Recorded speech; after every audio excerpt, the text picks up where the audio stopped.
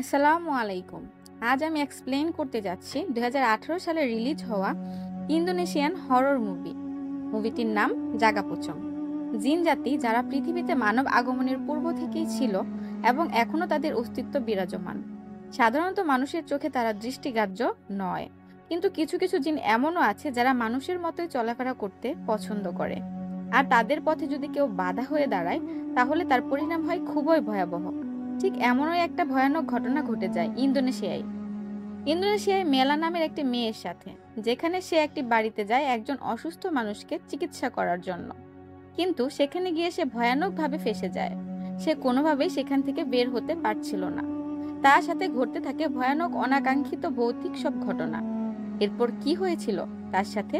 সে কি আদৌ সেই বাড়ি থেকে বেরিয়ে আসতে পেরেছিল? সেটাই দেখব আজকের এই মুভিটিতে। তাহলে চলুন ঘুরে আসা যাক ভয়ানক এক ভৌতিক ঘটনা থেকে। তো মুভির শুরুতেই আমরা হসপিটালে একটা ছোট্ট বাচ্চাকে দেখতে পাই, যে বাচ্চাটি দেখাশোনা করছিল মিলা নামের একটি মেয়ে।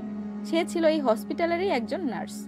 সেদিন তার ডিউটি শেষ হয়ে গিয়েছিল, তাই সে তার ইন্দা নামের এক বান্ধবীকে সেই অসুস্থ বাচ্চাটির দায়িত্ব দিয়ে বাড়ি ফেরার জন্য তৈরি হচ্ছিল। তখনই সে দেখতে পায় যে হসপিটালের সব নার্সরা ছুটোছুটি করে কোথাও যাচ্ছে। সেখানে গিয়ে সে খুবই কষ্ট পায়, কারণ সে দেখতে পায় বাচ্চাটি ততক্ষণে মারা গিয়েছে কোনো এক অজানা কারণে। তখনই আমরা দেখতে পাই সেখানে এসেছে সেই হসপিটালের একজন মহিলা কর্মকর্তা। সে মিলাকে একটা ডক্টরের ওষুধের ব্যাগ ধরিয়ে দেয় এবং বলে তাকে একজন অসুস্থ পেশেন্টের বাসায় যেতে হবে খুব শীঘ্রই। তখন মিলা বলে, আমার তো আজকের জন্য সব কাজ শেষ, শিফট শেষ হয়ে গিয়েছে, তাহলে কেন আমাকে যেতে হবে? তখন সেই মহিলাটি বলে, তোমাকেই সেখানে যেতে বলা হয়েছে। তো এরপর মিলা গাড়ি নিয়ে সে বাসার উদ্দেশ্যে রওনা দেয়।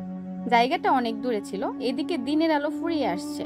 তো সে যেতে যেতে সন্ধ্যা হয়ে যায়। তাকে যে বাড়ির ঠিকানা দেওয়া হয়েছিল সেখানে যাওয়ার পর সে একটু অবাকই হয়, কারণ বাড়িটি জনমানবহীন একটি এলাকায় ছিল এবং দেখে মনে হচ্ছিল খুবই পুরাতন একটি বাড়ি। এদিকে সে বেশ ভয়ও পাচ্ছিল। এরপর সে কোনো কিছু না ভেবেই বাড়ির ভিতরে প্রবেশ করে। তাকে সদর দরজা খুলে দেয় রাধিক নামের একটি ছেলে। সেই ছেলেটি বলে, আপনি যে পেশেন্টকে দেখতে এসেছেন সে কিছুক্ষণ আগেই মারা গিয়েছে।